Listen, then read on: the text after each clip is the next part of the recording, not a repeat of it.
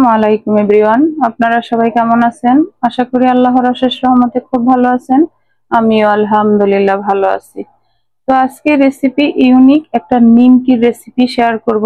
বিকেলে চার সাথে জাস্ট জমে যাবে। তো এর জন্য আমি প্রথমে নিয়ে নিছি এখানে আমার 1.5 কাপ বেসন, আর এই যেখানে হাফ কাপ ময়দা দিয়ে দিলাম একসাথে। আর এখন এখানে আমি নরমাল লবণটা দিব না, দিব আমি বিট লবণ। আমি এখানে লবণটা একটু বেশি দিব, একটু নোনতা ভাব যাতে আসে নিমকিটাতে। আর দিব এখন সামান্য একটু হলুদ। ভালোভাবে সবকিছু একসাথে মিশাই দিব। তো প্লিজ আমার ভাই বোনেরা, যদি আজকের এই ইউনিক নিমকিটা আপনাদের কাছে একটু ভালো লাগে, প্রথমে বাসায় ট্রাই করবেন এবং আমাকে কমেন্টসে জানাবেন। আর যারা আমার চ্যানেলটাকে সাবস্ক্রাইব করছেন তাদেরকে অসংখ্য ধন্যবাদ। আর যারা না করছেন প্লিজ আপনারাও আমার চ্যানেলটাকে সাবস্ক্রাইব করে আমার পাশে থাকবেন প্লিজ আমার ভাই বোনেরা। তো এখন আমি এই পর্যায়ে একটু একটু পানি দিব আর এই ব্যাটারটা রেডি করে নিব নিমকির জন্য। এই যে আমার ইউনিক নিমকির ব্যাটারটা এরকম হবে, দেখেন মাশাআল্লাহ বিট লবণ আর বেসনের একটা সুন্দর ফ্লেভার আসতেছে। আর এই নিমকিটা বানানো এত সহজ, চা বসানোর সাথে সাথে যদি আপনারা এটা বানানো শুরু করেন, চা হওয়ার আগেই আপনার নিমকিটা হয়ে যাবে। তো এখন আমার ব্যাটারটা রেডি হয়ে গেছে, এখন আমি নিমকি গুলা বানানো শুরু করব। এই যে এখানে আমি একটা ফ্রাই প্যানে অলরেডি তেলটা বসাই দিছি, তেলটা একটু গরম হয়ে গেছে।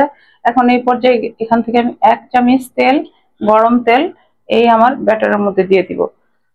এটার মধ্যে দেওয়ার কারণ হলো আমার এই নিমকিটা একেবারে মুচমুচে হবে।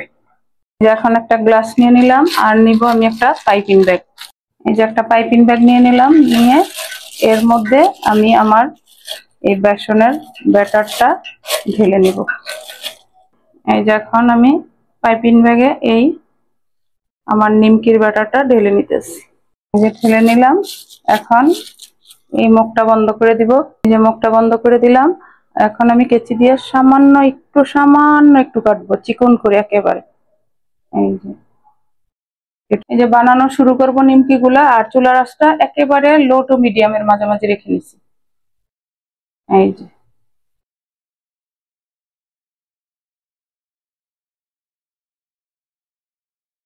এই যে এখন চুলার আঁচটা একটু বাড়াই দিব, মিডিয়াম করে দিব।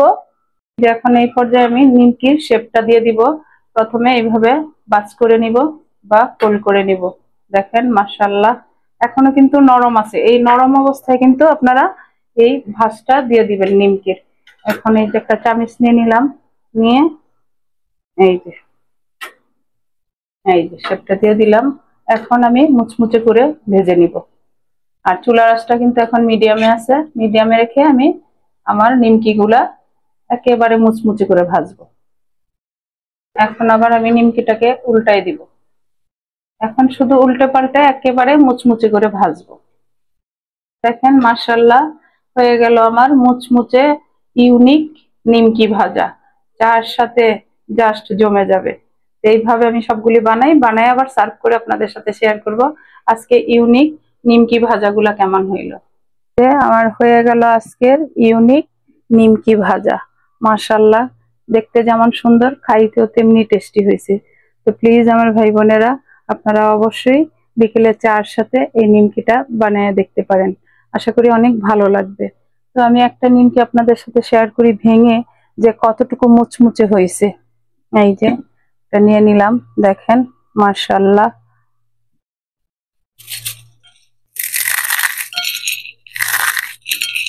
দেখেন একেবারে মুচমুচে আর ঝুরঝুরে।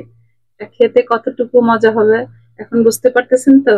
তো যাই হোক আমার প্রিয় ভাই বোনেরা, বাসায় ট্রাই করেন এবং খান, খেয়ে আমাকে কমেন্টসে জানান। বারবার কিন্তু আমি একই কথা বলি। তো আজকে আমার এই ইউনিক ভাবে নিমকি বানানোটা শেষ হয়ে গেল। আমি আপনাদের কাছ থেকে বিদায় নিব, আবার নতুন কোনো রেসিপি নিয়ে আসবো। আল্লাহ হাফেজ।